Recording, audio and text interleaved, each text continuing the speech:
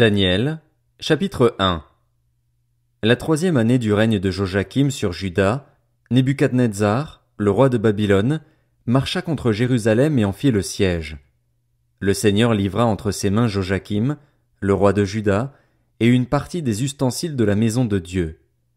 Nebuchadnezzar emporta les ustensiles dans le pays de Shinéar, dans le temple de son Dieu. Il les mit dans la maison du trésor de son Dieu. Le roi donna l'ordre à Ashpenaz, le responsable de ses eunuques, de faire venir quelques Israélites de sang royal ou de famille noble. Ce devaient être de jeunes garçons sans défaut physique, beaux, doués de perspicacité et de sagesse, instruits et intelligents, capables de servir dans le palais du roi. On leur enseignerait la littérature et la langue des Babyloniens. Le roi leur réservait pour chaque jour une portion des plats servis à sa table et du vin de ses banquets. Il voulait les former pendant 3 ans à la suite desquels ils entreraient à son service. Il y avait parmi eux des Judéens, Daniel, Hanania, Mishaël et Azaria. Le chef des eunuques leur donna des noms. À Daniel celui de Belchatsar, à Hanania celui de Shadrach, à Mishaël celui de Méshach, et à Azaria celui d'Abed-Négo. Daniel prit la ferme décision de ne pas se souiller en consommant les plats servis à la table du roi et le vin de ses banquets. Il demanda alors au chef des eunuques de ne pas l'obliger à se souiller. Dieu gagna à Daniel la bienveillance et la compassion du chef des eunuques. Ce dernier dit à Daniel, « Je redoute mon seigneur le roi. C'est lui qui a fixé ce que vous devez manger et boire. Pourquoi devrait-il vous voir arborer une moins bonne mine que les jeunes gens de votre âge? À cause de vous, je risquerais ma tête auprès du roi. » Daniel dit alors à l'intendant auquel le chef des eunuques avait confié la responsabilité de lui-même, Hanania, Mishaël et Azaria, « Fais donc un essai avec tes serviteurs pendant 10 jours, qu'on nous donne des légumes à manger et de l'eau à boire. On examinera ensuite devant toi notre apparence et celle des jeunes gens qui mangent les plats servis à la table du roi. Puis, agis avec nous, tes serviteurs, en fonction de ce que tu auras constaté. » Il leur accorda ce qu'ils demandaient et fit un essai avec eux pendant 10 jours. Au bout de 10 jours, ils avaient meilleure apparence et avaient pris plus de poids que tous les jeunes gens qui mangeaient les plats servis à la table du roi.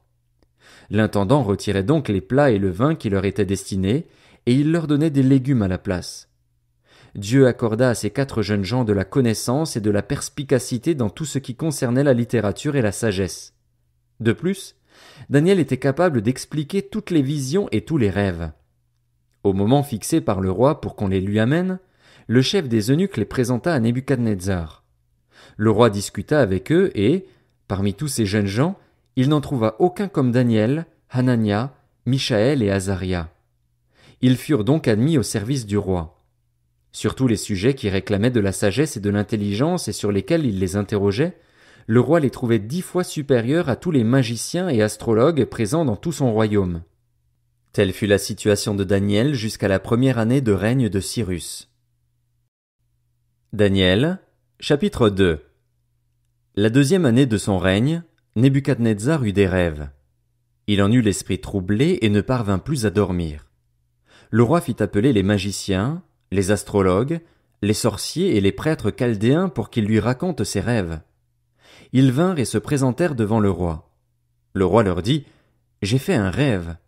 Mon esprit est troublé parce que je voudrais connaître ce rêve. » Les prêtres chaldéens répondirent au roi en araméen, « Roi, puisses-tu vivre toujours?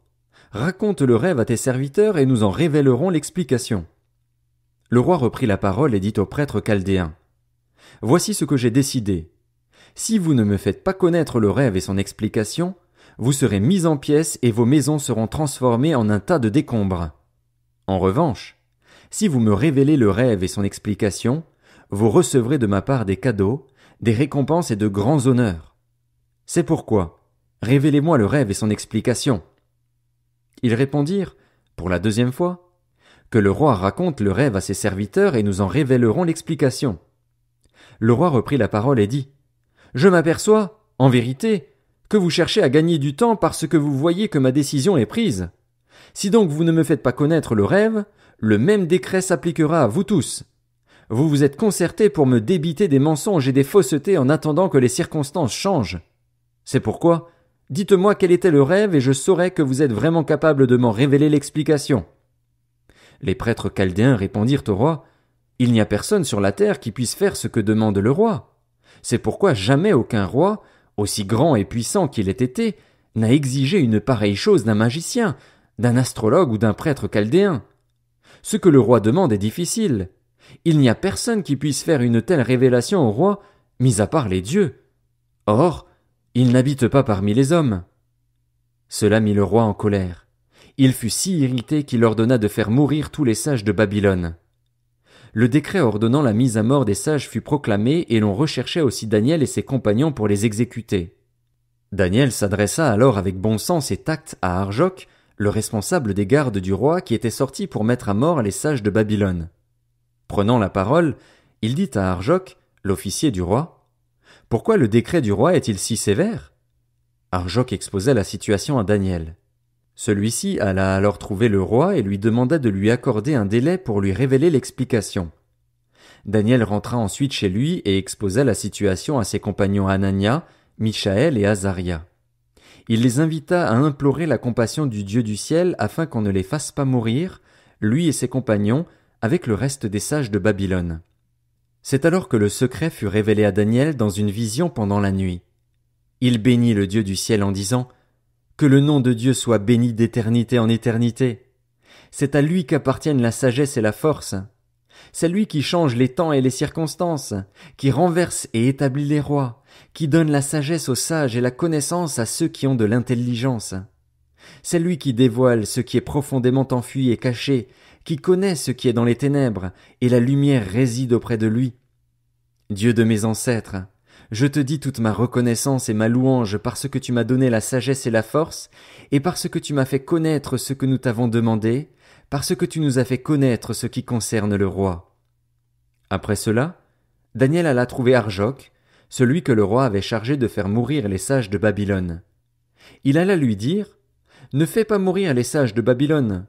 Conduis-moi devant le roi et je lui révélerai l'explication. » Arjoc conduisit aussitôt Daniel devant le roi et lui dit, « J'ai trouvé parmi les exilés de Juda un homme qui fera connaître l'explication au roi. » Prenant la parole, le roi dit à Daniel, qu'on appelait Belchatsar, « Es-tu capable de me faire connaître le rêve que j'ai eu et son explication ?» Daniel fit cette réponse devant le roi. « Ce que le roi demande est un secret que les sages, les astrologues, les magiciens et les devins ne sont pas capables de lui révéler. Cependant, il y a dans le ciel un Dieu qui dévoile les secrets et qui a fait connaître au roi Nebuchadnezzar ce qui arrivera dans l'avenir. Voici ton rêve et les visions que tu as eues sur ton lit. Sur ton lit, roi, tu as eu des pensées concernant ce qui arrivera par la suite, et celui qui dévoile les secrets t'a fait connaître ce qui arrivera.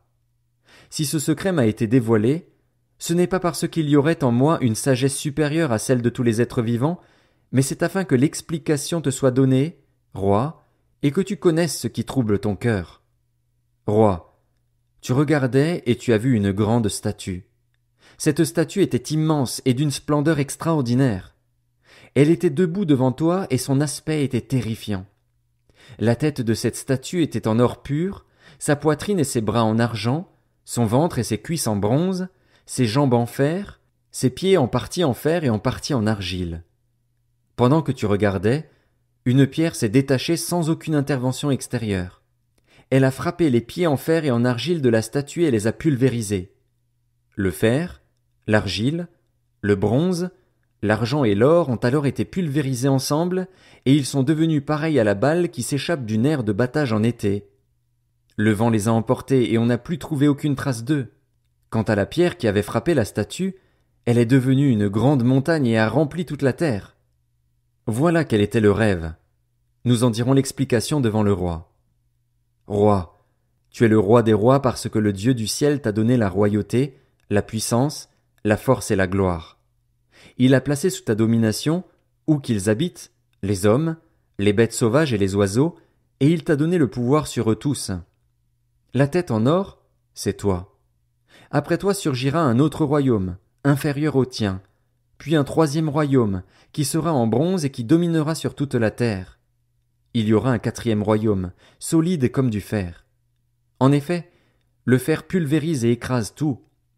Tout comme le fer brise tout, il pulvérisera et écrasera les autres.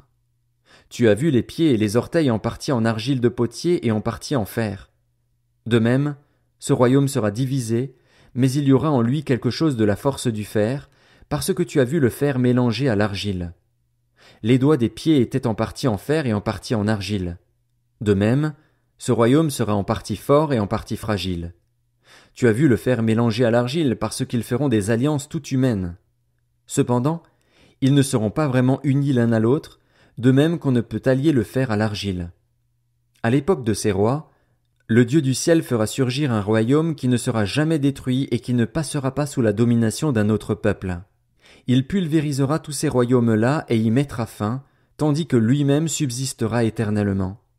C'est ce qu'indique la pierre que tu as vue se détacher de la montagne sans aucune intervention extérieure et qui a pulvérisé le fer, le bronze, l'argile, l'argent et l'or. Le grand Dieu a fait connaître au roi ce qui doit arriver par la suite. Le rêve est vrai et son explication est digne de confiance. Alors le roi Nebuchadnezzar tomba le visage contre terre et se prosterna devant Daniel. Il ordonna qu'on offre des sacrifices et des parfums en son honneur. Le roi adressa la parole à Daniel et dit « C'est certain, c'est votre Dieu qui est le Dieu des dieux et le Seigneur des rois, et il dévoile les secrets, puisque tu as pu dévoiler celui-ci. » Ensuite le roi accorda une position élevée à Daniel et lui fit de nombreux et grands cadeaux. Il lui donna le commandement de toute la province de Babylone et le désigna chef suprême de tous les sages de Babylone. Daniel demanda au roi de confier l'administration de la province de Babylone à Shadrach, Meshach et Abed-Négo. Lui-même resta à la cour du roi. Daniel, chapitre 3. Le roi Nebuchadnezzar fit une statue en or, haute de 30 mètres et large de 3 mètres. Il la dressa dans la vallée de Dura, dans la province de Babylone. Le roi Nebuchadnezzar fit rassembler les administrateurs, les intendants, les gouverneurs, les conseillers, les trésoriers, les jurisconsultes, les juges et tous les magistrats des provinces pour qu'ils se rendent à la dédicace de la statue qu'il avait dressée. Alors les administrateurs, les intendants, les gouverneurs, les conseillers, les trésoriers, les jurisconsultes, les juges et tous les magistrats des provinces se rassemblèrent pour la dédicace de la statue que le roi Nebuchadnezzar avait dressée. Ils se tinrent debout devant la statue que Nebuchadnezzar avait dressée. Un héros cria à pleine voix « Voici ce qu'on vous ordonne, peuple, nation, hommes de toute langue. Au moment où vous entendrez le son de la trompette, de la flûte, de la guitare, de la petite et de la grande harpe, de la cornemuse et des instruments de musique de toutes sortes, vous vous prosternerez et vous adorerez la statue d'or que le roi Nebuchadnezzar a dressée. Si quelqu'un ne se prosterne pas et ne l'adore pas, il sera jeté à l'instant même au milieu d'une fournaise ardente. » C'est pourquoi, au moment où tous les peuples entendirent le son de la trompette, de la flûte, de la guitare, de la petite et de la grande harpe et des instruments de musique de toutes sortes, tous les peuples, les nations et les hommes de toutes langues se prosternèrent et adorèrent la statue en or que le roi Nebuchadnezzar avait dressée. À ce moment-là, profitant de l'occasion, quelques Babyloniens se présentèrent pour accuser les Juifs. Ils prirent la parole et dirent au roi Nebuchadnezzar « Roi, puisses-tu vivre toujours ? D'après l'ordre que tu as toi-même donné, tous ceux qui entendaient le son de la trompette, de la flûte, de la guitare, de la petite et de la grande harpe, de la cornemuse et des instruments de toutes sortes devaient se prosterner et adorer la statue en or. D'après le même ordre, si quelqu'un ne se prosternait pas pour adorer la statue, il devait être jeté au milieu d'une fournaise ardente.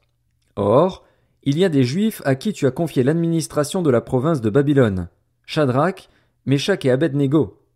Ces hommes ne tiennent aucun compte de ton ordre, roi. Ils ne servent pas tes dieux et n'adorent pas la statue en or que tu as dressée. Alors Nebuchadnezzar, irrité et furieux, donna l'ordre de faire venir Shadrach, Meshach et Abed-Négo. Ces hommes furent donc amenés devant le roi. Nebuchadnezzar prit la parole et leur dit « Est-il vrai, Shadrach, Meshach et Abed-Négo, que vous ne servez pas mes dieux et que vous n'adorez pas la statue en or que j'ai dressée ? Maintenant, tenez-vous prêts et, au moment où vous entendrez le son de la trompette, de la flûte, de la guitare, de la petite et de la grande harpe, de la cornemuse et des instruments de toutes sortes, vous vous prosternerez et vous adorerez la statue que j'ai faite. Si vous ne l'adorez pas, vous serez immédiatement jeté au milieu d'une fournaise ardente. Quel est le Dieu qui pourra alors vous délivrer de mon pouvoir ? » Shadrach, Meshach et Abed-Négo répliquèrent au roi Nebuchadnezzar. Nous n'avons pas besoin de te répondre là-dessus. Notre Dieu, celui que nous servons, peut nous délivrer de la fournaise ardente, et il nous délivrera de ton pouvoir, roi. Et même s'il ne le faisait pas, sache, roi, que nous ne servirons pas tes dieux et que nous n'adorerons pas la statue en or que tu as dressée. Nebuchadnezzar fut alors rempli de colère. Il changea de visage vis-à-vis de Shadrach, Meshach et Abed-Négo. Reprenant la parole, il ordonna de chauffer la fournaise 7 fois plus que d'habitude. Puis il ordonna à quelques soldats particulièrement forts de son armée d'attacher Shadrach, Meshach et Abed-Négo et de les jeter dans la fournaise ardente.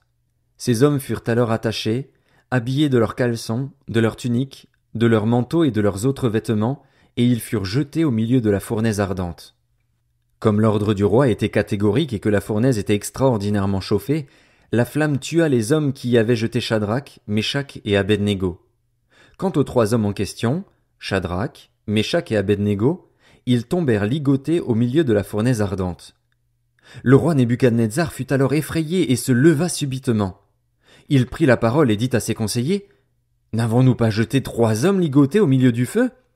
Ils répondirent au roi: « Certainement, roi. » Il reprit: « Eh bien, j'aperçois 4 hommes dépourvus de liens qui marchent au milieu du feu, porteurs d'aucune blessure, et le 4e ressemble à un fils des dieux. » Nebuchadnezzar s'approcha ensuite de l'entrée de la fournaise ardente et dit: « Shadrach, Meshach et Abed-Négo, serviteurs du Dieu Très-Haut, sortez et venez. » Shadrach, Meshach et Abed-Négo sortirent alors du milieu du feu. Les administrateurs, les intendants, les gouverneurs et les conseillers du roi se rassemblèrent. Ils virent que le feu n'avait eu aucun pouvoir sur le corps de ces hommes, que les cheveux de leur tête n'avaient pas brûlé, que leurs habits n'étaient pas abîmés et qu'ils ne sentaient même pas le feu. Nebuchadnezzar prit la parole et dit: « Béni soit le Dieu de Shadrach, de Meshach et d'Abed-Négo. Il a envoyé son ange et a délivré ses serviteurs qui ont placé leur confiance en lui. Ils n'ont pas hésité à enfreindre l'ordre du roi et à risquer leur vie plutôt que de servir et d'adorer un autre Dieu que leur Dieu. Voici maintenant l'ordre que je donne. Si quelqu'un, quel que soit son peuple, sa nation et sa langue, parle de façon légère du Dieu de Shadrach, de Meshach et d'Abed-Négo, il sera mis en pièces et sa maison sera transformée en un tas de décombres. En effet, il n'y a aucun autre Dieu capable de délivrer comme lui. » Après cela, le roi fit prospérer Shadrach, Meshach et Abed-Négo dans la province de Babylone. Le roi Nebuchadnezzar adressa ce message aux hommes de tout peuple, toute nation et toute langue habitant tout l'empire: « Que la paix vous soit donnée en abondance. Il m'a semblé bon de vous faire connaître les signes et les miracles que le Dieu Très-Haut a accomplis vis-à-vis de moi. Que ces signes sont grands, que ces miracles sont puissants.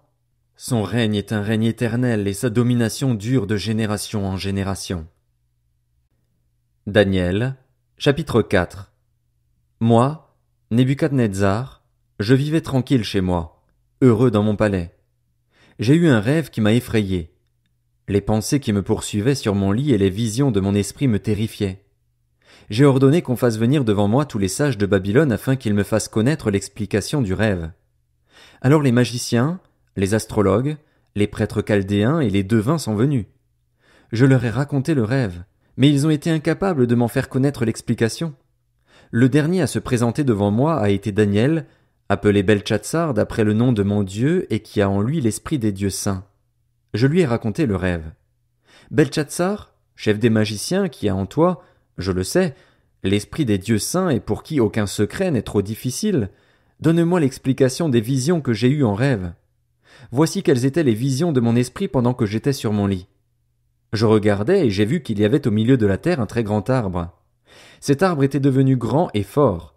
Sa cime touchait le ciel et on le voyait des extrémités de la terre. Son feuillage était beau et ses fruits abondants. Il portait de la nourriture pour tous. Les bêtes sauvages s'abritaient sous son ombre, les oiseaux faisaient leur nid dans ses branches et toutes les créatures tiraient leur nourriture de lui. Dans les visions qui se présentaient à mon esprit pendant que j'étais sur mon lit, voici ce que j'ai vu. Un veilleur, un saint, est descendu du ciel. Il a crié avec force en disant: « Abattez l'arbre et coupez ses branches! Secouez son feuillage et dispersez ses fruits!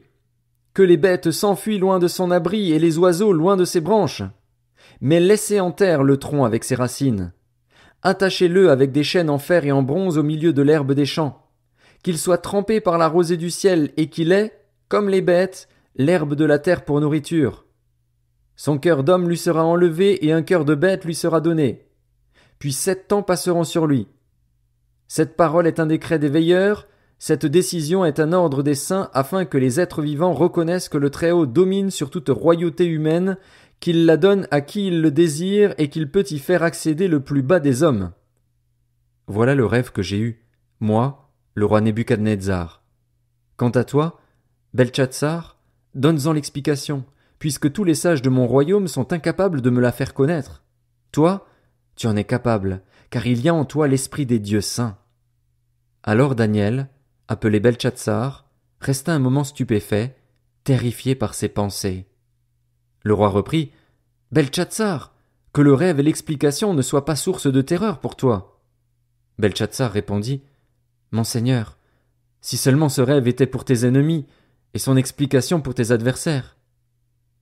L'arbre que tu as vu, qui était devenu grand et fort, dont la cime touchait le ciel et qu'on voyait de toute la terre, cet arbre dont le feuillage était beau et les fruits abondants, qui portait de la nourriture pour tous, sous lequel habitaient les bêtes sauvages et dans les branches duquel les oiseaux résidaient, c'est toi, roi. Tu es devenu grand et fort. Ta grandeur a augmenté jusqu'à toucher le ciel et ta domination s'étend jusqu'aux extrémités de la terre. Le roi a vu un veilleur, un saint, descendre du ciel et dire « Abattez l'arbre et détruisez-le, mais laissez en terre le tronc avec ses racines et attachez-le avec des chaînes en fer et en bronze au milieu de l'herbe des champs. Qu'il soit trempé par la rosée du ciel et qu'il ait sa nourriture avec les bêtes sauvages jusqu'à ce que 7 ans soient passés sur lui. » Voici l'explication. Roi, voici le décret du Très-Haut qui s'accomplira pour mon seigneur le roi. On te chassera du milieu des hommes. Tu habiteras avec les bêtes sauvages et l'on te donnera comme aux bœufs de l'herbe à manger. Tu seras trempé par la rosée du ciel et 7 ans passeront sur toi, jusqu'à ce que tu reconnaisses que le Très-Haut domine sur toute royauté humaine et qu'il la donne à qui il le désire. L'ordre de laisser le tronc avec les racines de l'arbre signifie que la royauté te sera rendue quand tu reconnaîtras que le véritable dominateur est au ciel. C'est pourquoi, roi, veuille écouter mon conseil.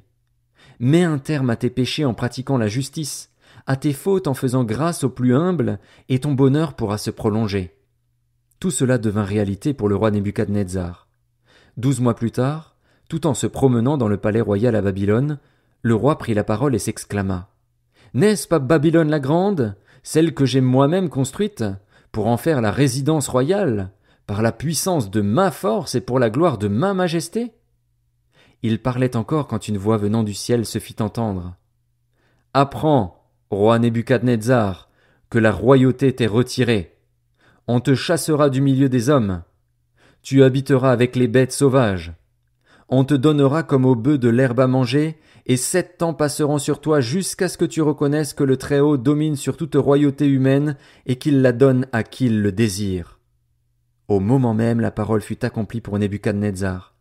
Il fut chassé du milieu des hommes, il mangea de l'herbe comme les bœufs, son corps fut trempé par la rosée du ciel, jusqu'à ce que ses cheveux poussent comme les plumes des aigles, et ses ongles comme les griffes des oiseaux. Au moment indiqué, moi, Nebuchadnezzar, j'ai levé les yeux vers le ciel et la raison m'est revenue.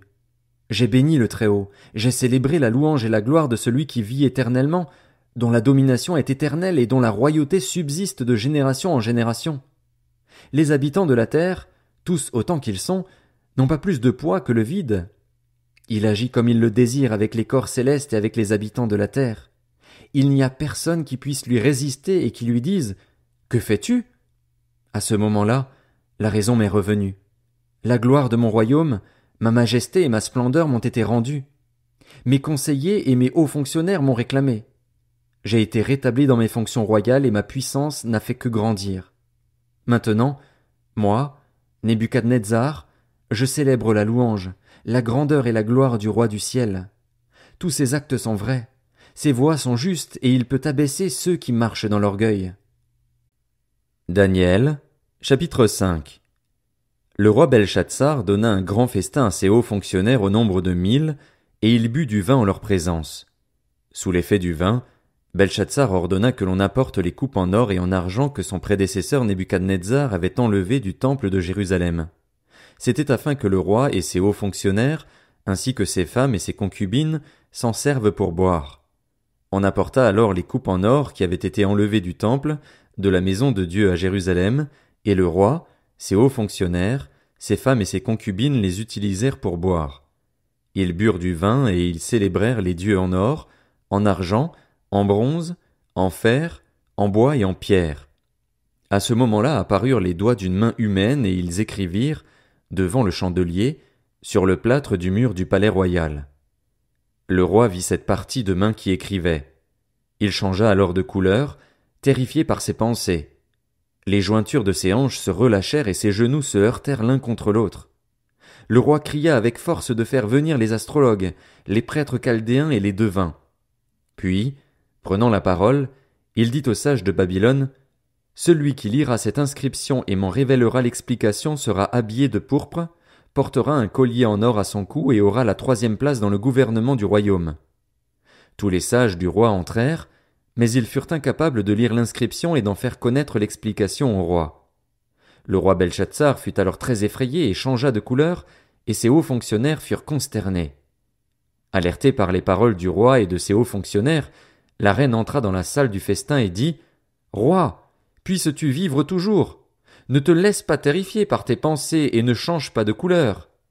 Il y a dans ton royaume un homme qui a en lui l'esprit des dieux saints. Déjà à l'époque de ton prédécesseur, on a trouvé chez lui des lumières, de l'intelligence et une sagesse semblable à la sagesse des dieux. Aussi, le roi Nebuchadnezzar l'a désigné chef suprême des magiciens, des astrologues, des prêtres chaldéens et des devins. C'est ce qu'a fait ton prédécesseur sur le trône. En effet, on a trouvé chez lui, chez Daniel appelé Belshazzar par le roi, un esprit supérieur, de la connaissance et de l'intelligence, la faculté d'interpréter les rêves, d'expliquer les énigmes et de résoudre les questions difficiles. Que Daniel soit donc convoqué et il révélera l'explication. Alors Daniel fut conduit devant le roi. Le roi s'adressa à lui. « Es-tu Daniel, l'un des exilés de Juda que mon prédécesseur sur le trône a fait venir de Juda? J'ai appris à ton sujet que tu as en toi l'esprit des dieux et qu'on trouve chez toi des lumières, de l'intelligence et une sagesse extraordinaire.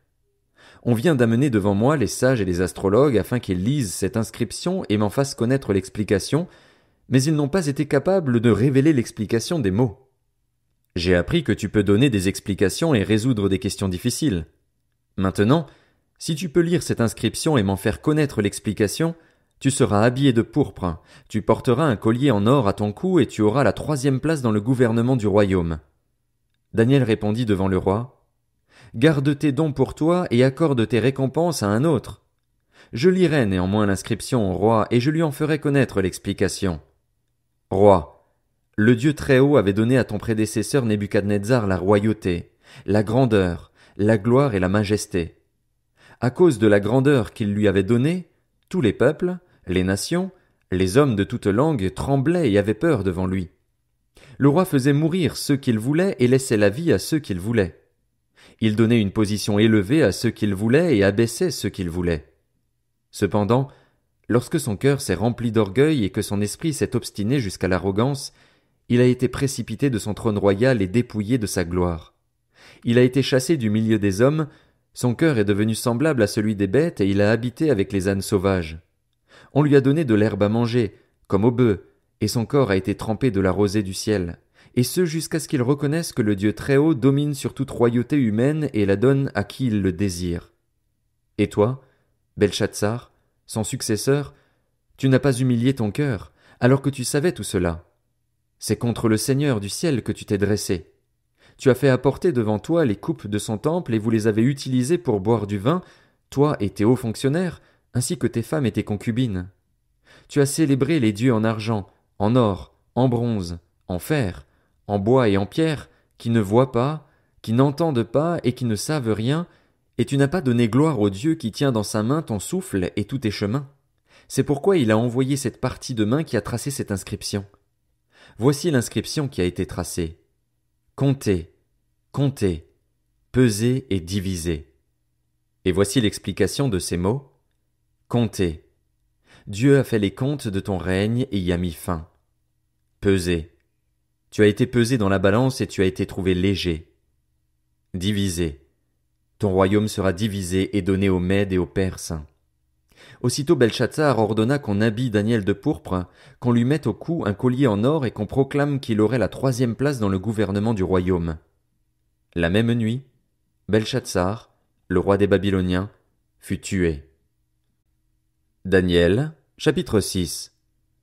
Darius le Mède s'empara du royaume à l'âge de 62 ans.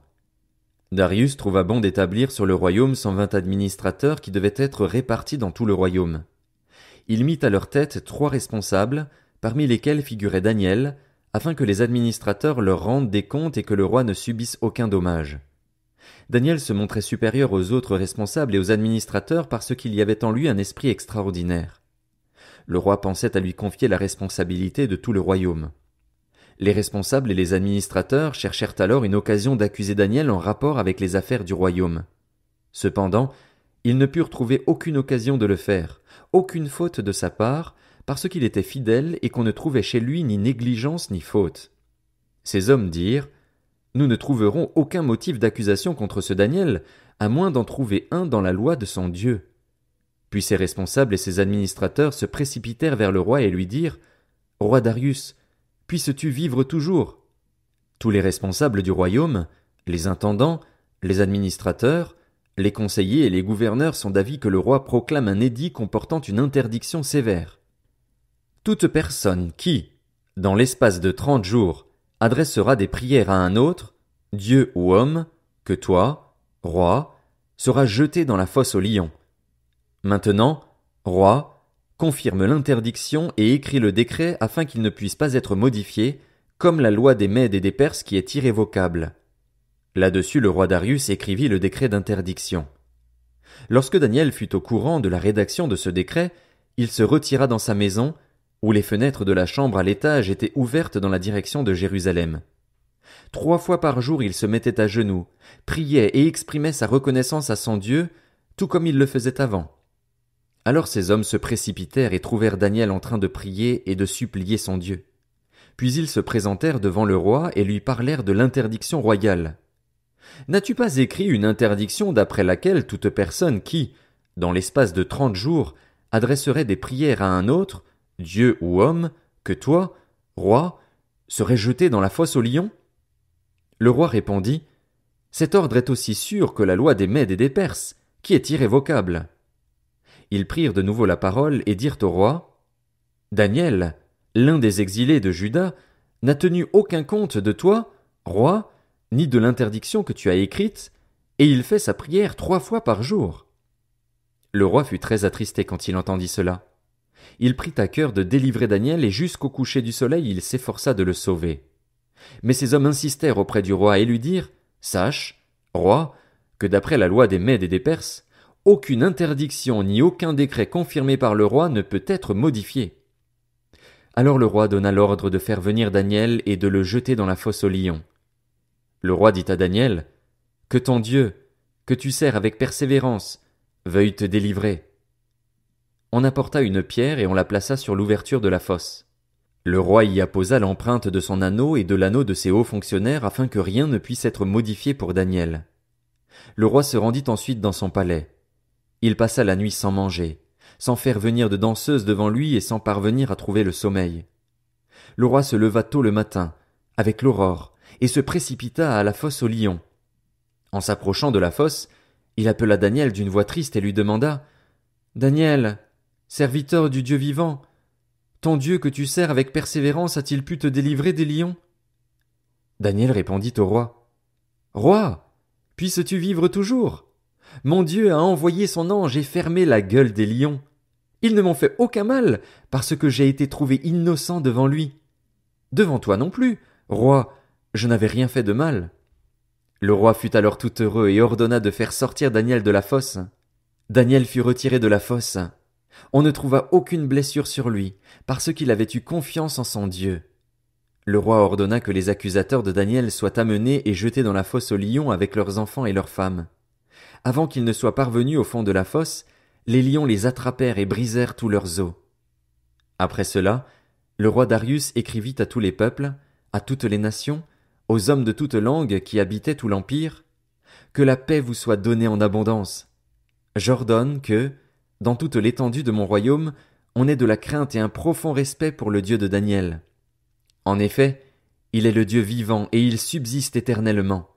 Son royaume ne sera jamais détruit et sa domination durera jusqu'à la fin. C'est lui qui délivre et qui sauve, qui accomplit des signes et des miracles dans le ciel et sur la terre.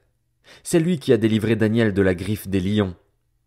Daniel prospéra sous le règne de Darius, c'est-à-dire de Cyrus le Perse. Daniel, chapitre 7. La première année du règne de Beltchatsar sur Babylone, Daniel fit un rêve. Des visions se présentèrent à son esprit pendant qu'il était sur son lit. Ensuite il mit ce rêve par écrit et en raconta les points principaux. Daniel commença son récit. Je regardais pendant ma vision nocturne, et voici que les 4 vents du ciel ont fait irruption sur la grande mer. 4 bêtes énormes sont sorties de la mer, différentes les unes des autres. La première ressemblait à un lion et avait des ailes d'aigle. Pendant que je regardais, ses ailes ont été arrachées. Elle a été soulevée de terre et mise debout sur ses pattes, comme un homme, et un cœur d'homme lui a été donné. Puis est apparue une deuxième bête, qui ressemblait à un ours. Elle se dressait sur un côté. Elle avait 3 côtes dans la gueule, entre les dents. On lui disait « Lève-toi, mange beaucoup de viande ». Après cela, j'ai vu une autre bête, qui ressemblait à un léopard. Elle avait 4 ailes sur le dos, comme celles d'un oiseau. Cette bête avait 4 têtes et la domination lui a été donnée. Après cela, j'ai vu dans mes visions nocturnes une 4e bête, redoutable, terrible et extraordinairement puissante. Elle avait de grandes dents en fer. Elle mangeait, brisait et piétinait ce qui restait. Elle était différente de toutes les bêtes précédentes et avait 10 cornes. Je regardais les cornes et j'ai vu une autre petite corne sortir du milieu d'elle. 3 des premières cornes ont été arrachées devant elle. Sur cette corne, il y avait des yeux pareils à ceux d'un homme et une bouche qui parlait avec arrogance. Pendant que je regardais, on a placé des trônes et l'Ancien des jours s'est assis. Son vêtement était aussi blanc que la neige et les cheveux de sa tête pareils à de la laine pure. Son trône était de flammes et ses roues étaient un feu dévorant. Un fleuve de feu coulait et sortait de devant lui. Des dizaines de milliers le servaient et des centaines de millions se tenaient debout devant lui. Les juges se sont assis et des livres ont été ouverts. J'ai alors regardé, à cause des paroles arrogantes que prononçait la corne. Pendant que je regardais, la bête a été tuée. Son corps a été détruit et livré au feu pour être brûlé. Les autres bêtes ont été dépouillées de leur pouvoir, mais une prolongation de vie leur a été accordée pour un certain temps. Pendant que je regardais dans mes visions nocturnes, quelqu'un qui ressemblait à un fils de l'homme est venu avec les nuées du ciel. Il s'est avancé vers l'Ancien des jours et on l'a fait approcher de lui. On lui a donné la domination, la gloire et le règne, et tous les peuples, les nations et les hommes de toute langue l'ont servi. Sa domination est une domination éternelle qui ne cessera pas et son royaume ne sera jamais détruit. Moi, Daniel, j'ai eu l'esprit troublé au plus profond de moi et mes visions m'ont terrifié. Je me suis approché de l'un de ceux qui se tenaient debout et lui ai demandé de me révéler la vérité à propos de tout cela. Il m'a répondu en me faisant connaître l'explication. Ces 4 bêtes énormes, ce sont 4 rois qui surgiront de la terre. Cependant, les saints du Très-Haut recevront le royaume et ils le posséderont éternellement, d'éternité en éternité. Ensuite j'ai désiré savoir la vérité sur la 4e bête, celle qui était différente de toutes les autres, extrêmement terrible, qui avait des dents en fer et des ongles en bronze, qui mangeait, brisait et piétinait ce qu'il restait. J'ai aussi désiré savoir la vérité au sujet des 10 cornes qu'elle avait sur la tête ainsi qu'au sujet de l'autre, celle qui était sortie et devant laquelle 3 étaient tombés, la corne qui avait des yeux et une bouche parlant avec arrogance et qui paraissait plus grande que les autres. J'ai vu cette corne faire la guerre aux saints et l'emporter sur eux, jusqu'au moment où l'Ancien des jours est venu faire justice aux saints du Très-Haut. Le moment où les saints ont pris possession du royaume est alors arrivé. Voici ce qu'il m'a dit. La 4e bête, c'est un 4e royaume qui existera sur la terre, différent de tous les royaumes. Il dévorera toute la terre, la piétinera et la brisera. Les 10 cornes, ce sont 10 rois qui surgiront de ce royaume. Un autre surgira après eux. Il sera différent des premiers et abaissera 3 rois. Par ses paroles, il s'opposera au Très-Haut. Il opprimera les saints du Très-Haut et projettera de changer les temps et la loi. Les saints seront livrés à son pouvoir pendant un temps, 2 temps et la moitié d'un temps. Puis le jugement viendra et on lui retirera sa domination. Elle sera définitivement détruite et anéantie. Le royaume, la domination et la grandeur de tous les royaumes présents sous le ciel seront donnés au peuple des saints du Très-Haut. Son règne est un règne éternel et tous les dominateurs le serviront et lui obéiront. Ici prend fin le message. Moi, Daniel, j'ai été si terrifié par mes pensées que j'en ai changé de couleur. J'ai gardé cette parole dans mon cœur. Daniel, chapitre 8. La 3e année de règne de Belchatsar, moi, Daniel, j'ai eu une vision, après la première que j'avais eue. Dans cette vision, j'ai vu que je me trouvais à Suse, la capitale, dans la province d'Élam. Dans la vision, j'ai vu que j'étais près du fleuve Oulaï. J'ai levé les yeux et regardé.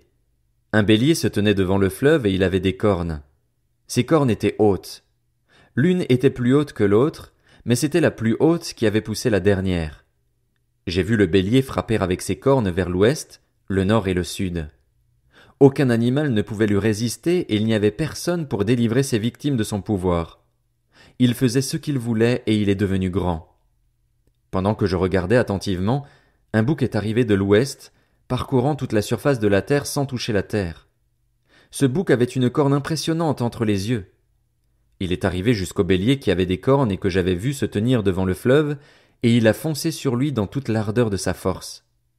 Je l'ai vu s'approcher du bélier et manifester son amertume contre lui. Il a frappé le bélier et lui a brisé les 2 cornes sans que le bélier n'ait la force de lui résister.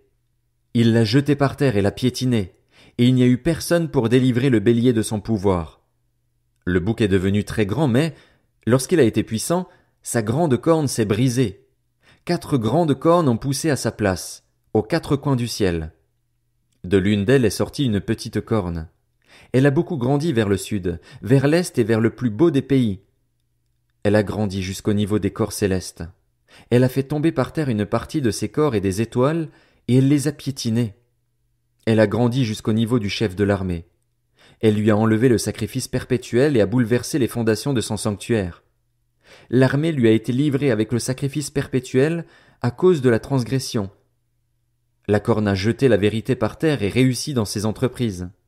J'ai entendu un saint parler et un autre saint dire à celui qui parlait « Jusqu'à quand durera cette vision à propos du sacrifice perpétuel et de la transgression dévastatrice? Jusqu'à quand le sanctuaire et l'armée seront-ils livrés au piétinement ?» Et il m'a dit « Encore 2300 soirs et matins, puis le sanctuaire sera purifié. » Tandis que moi, Daniel, j'avais cette vision et que je cherchais à la comprendre, quelqu'un qui avait l'apparence d'un guerrier se tenait en face de moi. J'ai entendu la voix d'un homme au milieu du fleuve Oulaï. Il a crié « Gabriel, fais comprendre à celui-ci ce qu'il a vu. » Il est alors venu près de l'endroit où je me trouvais. Terrifié à son approche, je suis tombé le visage contre terre. Il m'a dit « Sois attentif, fils de l'homme, car la vision concerne le moment de la fin. » Pendant qu'il me parlait, j'étais plongé dans une profonde torpeur, le visage contre terre. Il m'a touché et m'a fait me tenir debout là où je me trouvais. Puis il m'a dit « Je vais te faire connaître ce qui arrivera au terme de la colère, car il y a un moment fixé pour la fin. Le bélier que tu as vu et qui avait des cornes, ce sont les rois des Mèdes et des Perses. Le bouc, c'est le roi de Grèce. La grande corne entre ses yeux, c'est le premier roi. Les 4 cornes qui l'ont remplacé, une fois qu'elle a été brisée, ce sont 4 royaumes qui surgiront de cette nation, mais sans avoir autant de force qu'elle. À la fin de leur règne, quand les pécheurs auront mis le comble à leur révolte, un roi au visage dur et expert en énigmes surgira. Sa puissance grandira, mais non par sa propre force. Il accomplira d'extraordinaires dévastations. Il réussira dans ses entreprises. Il détruira les puissants et le peuple des saints.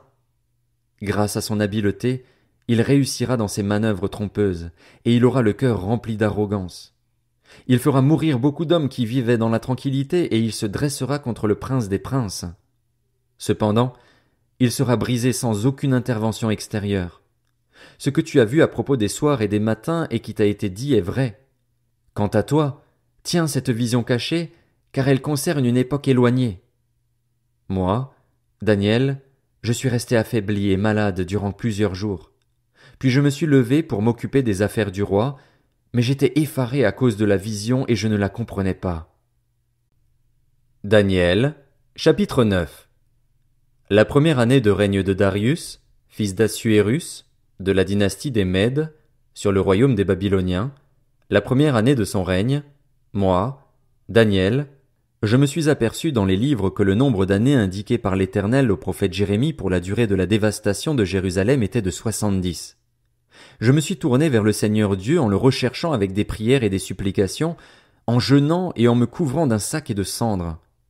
J'ai prié l'Éternel, mon Dieu, et je lui ai fait cette confession. Seigneur, Dieu grand et redoutable, toi qui gardes ton alliance et qui traites avec bonté ceux qui t'aiment et qui obéissent à tes commandements. Nous avons péché, nous avons agi en hommes pervertis, nous avons été méchants et rebelles, nous nous sommes détournés de tes commandements et de tes règles. Nous n'avons pas écouté tes serviteurs, les prophètes, lorsqu'ils ont parlé en ton nom à nos rois, à nos chefs, à nos ancêtres et à tout le peuple du pays. Seigneur, tu es juste. Quant à nous, nous ne pouvons que rougir de honte, comme c'est le cas aujourd'hui pour les Judéens, les habitants de Jérusalem et tout Israël, pour ceux qui sont près et ceux qui sont loin, dans tous les pays où tu les as chassés à cause des infidélités dont ils se sont rendus coupables envers toi. Éternel, nous ne pouvons que rougir de honte, tout comme nos rois, nos chefs et nos ancêtres, parce que nous avons péché contre toi. Le Seigneur, notre Dieu, est rempli de compassion et de pardon. Pourtant, nous nous sommes révoltés contre lui. Nous n'avons pas écouté l'Éternel, notre Dieu, pour suivre ses lois alors qu'il les avait placées devant nous par ses serviteurs les prophètes. Tout Israël a transgressé ta loi et s'est détourné pour ne pas t'écouter. Alors se sont déversées sur nous les malédictions et les imprécations qui sont écrites dans la loi de Moïse, serviteur de Dieu, parce que nous avons péché contre Dieu. Il a accompli les paroles qu'il avait prononcées contre nous et contre les magistrats qui nous ont gouvernés. Il a fait venir sur nous un malheur si grand qu'il ne s'est jamais rien produit, sous tout le ciel, de pareil à ce qui s'est produit à Jérusalem. C'est en conformité avec ce qui est écrit dans la loi de Moïse que tout ce malheur nous a frappés, et nous n'avons pas imploré l'Éternel, notre Dieu. Nous ne nous sommes pas détournés de nos fautes, nous n'avons pas prêté attention à ta vérité. L'Éternel a veillé sur ce malheur et l'a fait venir sur nous parce que l'Éternel, notre Dieu, est juste dans tout ce qu'il fait, mais nous n'avons pas écouté sa voix. Et maintenant, Seigneur, notre Dieu, toi qui as fait sortir ton peuple d'Égypte par une main puissante et qui t'es ainsi fait la réputation qui est la tienne aujourd'hui, nous avons péché, nous avons agi avec méchanceté.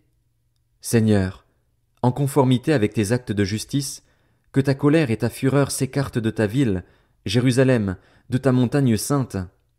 En effet, à cause de nos péchés et des fautes de nos ancêtres, Jérusalem et ton peuple sont un objet d'insulte pour tous ceux qui nous entourent.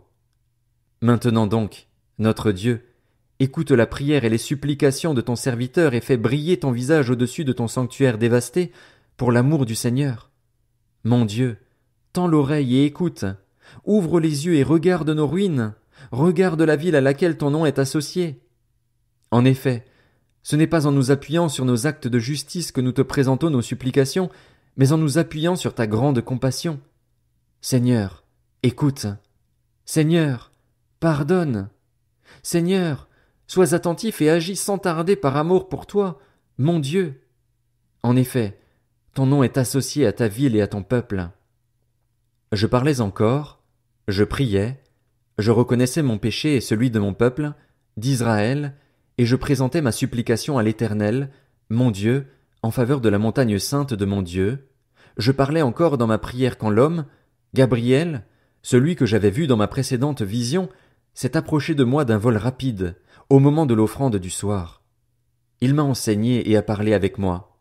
Il m'a dit, « Daniel, je suis venu maintenant pour ouvrir ta compréhension. Lorsque tu as commencé à prier, une parole est sortie et je viens pour te l'annoncer, car tu es considéré comme précieux. Sois attentif à la parole et comprends la vision. Ce sont 70 semaines qui ont été fixées pour ton peuple et pour ta ville sainte pour faire cesser la révolte et mettre un terme au péché, pour expier la faute et amener la justice éternelle, pour marquer d'un sceau la vision et le prophète et pour consacrer par onction le lieu très saint. Sache-le donc et sois attentif. Depuis le moment où la parole a annoncé que Jérusalem serait restaurée et reconstruite jusqu'au Messie, au conducteur, il y a 7 semaines et 62 semaines. Les places et les fossés seront restaurés et reconstruits, mais ce sera une période de détresse. Après les 62 semaines, le Messie sera exclu et il n'y aura personne pour lui venir en aide. Le peuple d'un prince qui viendra détruira la ville et le sanctuaire, puis sa fin arrivera comme par une inondation. Il est décidé que les dévastations dureront jusqu'au terme de la guerre. Il imposera une alliance d'1 semaine à beaucoup, et au milieu de la semaine il fera cesser le sacrifice et l'offrande. Le dévastateur commettra les pires monstruosités jusqu'à ce que l'anéantissement et ce qui a été décidé se déversent sur lui. Daniel, chapitre 10.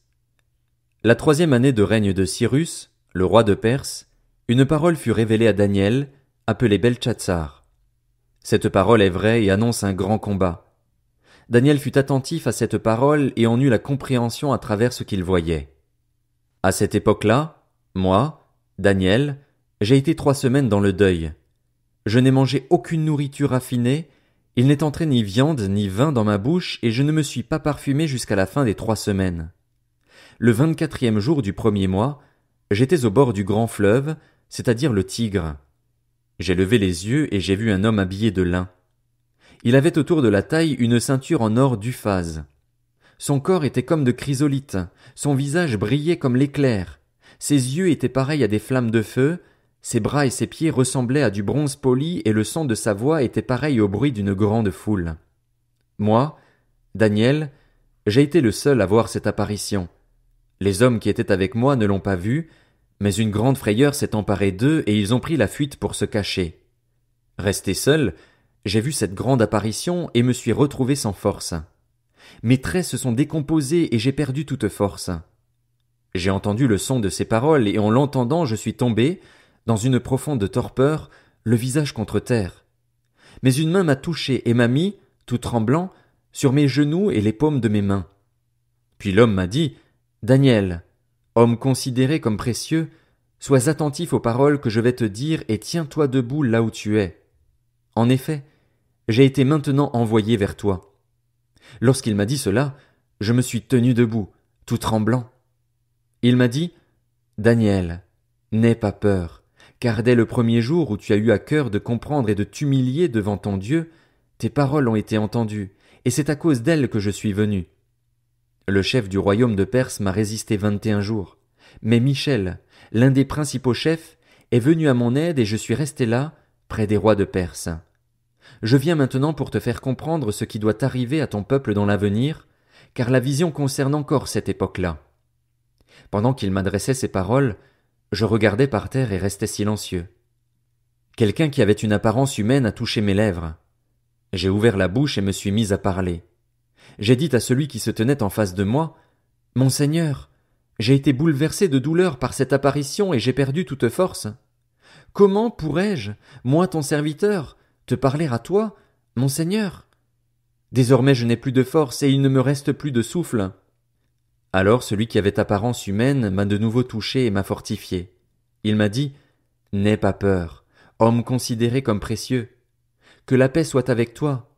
Fortifie-toi, fortifie-toi. » Pendant qu'il me parlait, j'ai repris des forces. J'ai alors dit, « Que mon Seigneur parle, car tu m'as fortifié. » Il m'a dit, « Sais-tu pourquoi je suis venu vers toi? Maintenant je retourne combattre le chef de la Perse et, quand je partirai, le chef de la Grèce viendra. Cependant, je veux t'annoncer ce qui est écrit dans le livre de vérité. Personne ne me soutient contre cela, excepté Michel, votre chef. » Daniel, chapitre 11. Quant à moi, la 1re année de règne de Darius le Mède, je me tenais auprès de lui pour lui donner force et protection. Maintenant, je vais t'annoncer la vérité. Il y aura encore 3 rois qui régneront sur la Perse.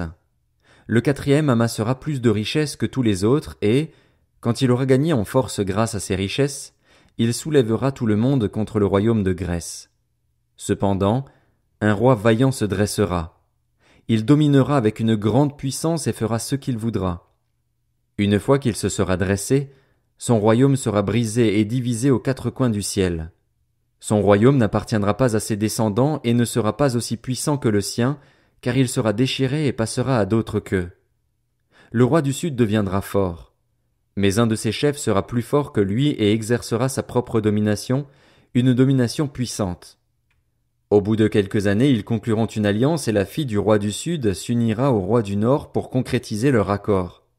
Mais elle ne tiendra pas le coup et ni lui ni son armée ne pourront résister. Elle sera cédée avec ceux qui l'auront amenée, avec son père et avec celui qui aura été son soutien à cette époque-là. Un rejeton de même racine qu'elle se dressera à sa place. Il viendra attaquer l'armée du roi du Nord et pénétrera dans sa forteresse. Il interviendra contre eux et deviendra puissant. Il enlèvera même et transportera en Égypte leurs dieux et leurs idoles en métal fondu, ainsi que leurs objets précieux en argent et en or. Puis il restera quelques années à distance du roi du Nord. Celui-ci marchera contre le royaume du roi du Sud, mais il devra revenir dans son territoire. Ses fils se mettront en campagne et rassembleront d'immenses troupes. Elles viendront et déferleront comme un torrent, déborderont, puis reviendront et pousseront les hostilités jusqu'à la forteresse du roi du Sud. Le roi du Sud s'irritera, il sortira et combattra contre le roi du Nord. Il mobilisera une grande troupe et les troupes du roi du Nord seront livrées à son pouvoir. Cette troupe sera fière et le cœur du roi du Sud se remplira d'orgueil. Il fera des dizaines de milliers de victimes, mais il ne triomphera pas. En effet, le roi du Nord reviendra et mobilisera une grande troupe, plus nombreuse que la première. Au bout de quelque temps, de quelques années, il se mettra en marche avec une grande armée et de grandes richesses. À cette époque-là, beaucoup se dresseront contre le roi du Sud. Des hommes violents issus de ton peuple se soulèveront pour accomplir la vision, et ils trébucheront. Le roi du Nord viendra. Il construira des remblais et s'emparera des villes fortifiées. Les troupes du Sud et l'élite du roi ne résisteront pas, elles n'en auront pas la force. Celui qui marchera contre lui fera ce qu'il voudra sans que personne ne lui résiste. Il s'arrêtera dans le plus beau des pays, exterminant tout ce qui tombera sous sa main. Il formera le projet d'arriver avec toutes les forces de son royaume et de conclure un accord avec le roi du Sud. Il lui donnera sa fille en mariage dans l'intention de détruire sa royauté, mais cela n'arrivera pas et il n'obtiendra pas ce qu'il voulait. Il s'orientera vers les îles et en prendra beaucoup, mais un chef militaire mettra fin à la honte qu'il voulait lui attirer et la fera retomber sur lui. Il se dirigera ensuite vers les forteresses de son pays où il trébuchera et tombera, et on ne le trouvera plus. Celui qui le remplacera fera venir un oppresseur dans la plus belle partie du royaume, mais il sera brisé en quelques jours, et ce ne sera ni par la colère ni par la guerre. Un homme méprisé prendra sa place sans qu'on lui ait donné la dignité royale. Il arrivera dans une période de tranquillité et s'emparera du royaume grâce à des intrigues. Les troupes qui déferleront comme un torrent seront submergées devant lui et brisées, de même que le chef de l'alliance. Une fois qu'on se sera rallié à lui, il recourra à la tromperie. Il se mettra en marche et aura le dessus avec peu de monde. Il pénétrera en toute tranquillité dans les endroits les plus fertiles de la province. Il fera ce que n'avaient pas fait ses prédécesseurs ni ses ancêtres. Il distribuera le butin, les biens et les richesses. Il formera des plans contre les forteresses, et cela pendant un certain temps. À la tête d'une grande armée, il déploiera sa force et son courage contre le roi du Sud. Ce dernier s'engagera dans la guerre avec une grande et très puissante armée, mais il ne résistera pas, car on formera des plans contre lui. Ceux qui mangeront des plats servis à sa table causeront sa perte. Son armée se dissoudra et les morts tomberont en grand nombre. Les deux rois chercheront dans leur cœur à faire du mal, et à la même table ils parleront avec fausseté. Mais cela ne réussira pas, car la fin n'arrivera qu'au moment fixé. Il retournera dans son pays avec de grandes richesses. Dans son cœur, il aura des intentions hostiles contre l'Alliance sainte. Il agira contre elle avant de retourner dans son pays. Au moment fixé, il marchera de nouveau contre le sud, mais cette fois-là, cela ne se passera pas comme la première fois. Des bateaux venus de l'ouest avanceront contre lui. Découragé, il rebroussera chemin, puis dans sa rage il agira contre l'Alliance sainte. Il reviendra et traitera avec bienveillance ceux qui auront abandonné l'Alliance sainte. Des troupes se présenteront sur son ordre et elles souilleront le sanctuaire, la forteresse. Elles feront cesser le sacrifice perpétuel et dresseront l'abominable dévastation. Il corrompra par des flatteries ceux qui violent l'alliance, mais les membres du peuple qui connaîtront leur Dieu agiront avec fermeté, et les plus perspicaces donneront instruction à beaucoup. Ils se heurteront pour un temps à l'épée et à la flamme, à la déportation et au pillage. Durant cette période, ils recevront un peu d'aide et beaucoup se rallieront à eux de façon hypocrite. Quelques-uns des hommes perspicaces trébucheront afin d'être affinés, purifiés et épurés jusqu'au moment de la fin, car elle n'arrivera qu'au moment fixé. Le roi fera ce qu'il voudra. Il sera plein d'arrogance, se grandira au-dessus de tous les dieux et prononcera des paroles extraordinaires contre le Dieu des dieux. Il prospérera jusqu'à ce que la colère soit à son comble, car ce qui est décidé s'accomplira. Il ne prêtera attention ni au Dieu de ses ancêtres, ni à celui que désirent les femmes. Il ne prêtera attention à aucun Dieu, car il se grandira au-dessus de tous. C'est le Dieu des forteresses qu'il honorera sur son piédestal. À ce Dieu que ne connaissaient pas ses ancêtres, il rendra hommage avec de l'or et de l'argent, avec des pierres précieuses et des objets de valeur. C'est avec ce Dieu étranger qu'il agira contre les endroits fortifiés, et il comblera d'honneur ceux qui le reconnaîtront. Il leur donnera la domination sur beaucoup et leur distribuera des terres en guise de récompense. Au moment de la fin, le roi du sud l'affrontera, et le roi du nord fondra sur lui comme une tempête, avec des chars et des cavaliers, ainsi que de nombreux bateaux. Il pénétrera dans tous les pays, déferlera comme un torrent et débordera. Il pénétrera dans le plus beau des pays et beaucoup trébucheront, mais voici ceux qui seront délivrés de son pouvoir, Édom, Moab et les principaux des Ammonites. Il étendra son pouvoir sur divers pays et l'Égypte n'y échappera pas. Il se rendra maître des trésors d'or et d'argent et de tous les biens précieux de l'Égypte. Les Libyens et les Éthiopiens marcheront à sa suite. Des nouvelles de l'Est et du Nord le troubleront et il partira, dans une grande colère, détruire et exterminer beaucoup d'hommes. Il dressera les tentes de son palais entre les mers, vers la glorieuse et sainte montagne. Puis il arrivera à sa fin sans que personne ne l'aide. Daniel, chapitre 12. À cette époque-là se dressera Michel, le grand chef, celui qui veille sur les enfants de ton peuple. Ce sera une période de détresse telle qu'il n'y en aura pas eu de pareille depuis qu'une nation existe jusqu'à cette époque-là. À ce moment-là, ceux de ton peuple qu'on trouvera inscrits dans le livre seront sauvés. Beaucoup de ceux qui dorment dans la poussière de la terre se réveilleront, les uns pour la vie éternelle, les autres pour la honte, pour l'horreur éternelle. Ceux qui auront été perspicaces brilleront comme la splendeur du ciel, et ceux qui auront enseigné la justice à beaucoup brilleront comme les étoiles, pour toujours et à perpétuité. Quant à toi, Daniel, tiens ces paroles cachées et marque le livre du sceau du secret jusqu'au moment de la fin. Beaucoup seront perplexes, mais la connaissance augmentera. Moi, Daniel, je regardais et j'ai vu deux autres hommes se tenir debout, l'un sur une rive du fleuve, l'autre sur l'autre rive. L'un d'eux a dit à l'homme habillé de lin, qui se tenait au-dessus de l'eau du fleuve, « Quand viendra la fin de ces événements extraordinaires ?» Et j'ai entendu l'homme habillé de lin, celui qui se tenait au-dessus de l'eau du fleuve. Il a levé sa main droite et sa main gauche vers le ciel et il a juré par celui qui vit éternellement que ce serait dans 1 temps, 2 temps et la moitié d'un temps, et que tout cela prendrait fin quand la force du peuple saint serait entièrement épuisée. J'ai entendu, mais sans comprendre, et j'ai dit, « Mon Seigneur, quelle sera l'issue de tout cela ?» Il a répondu, « Vas-y, Daniel, car ces paroles seront tenues cachées et marquées du sceau du secret jusqu'au moment de la fin.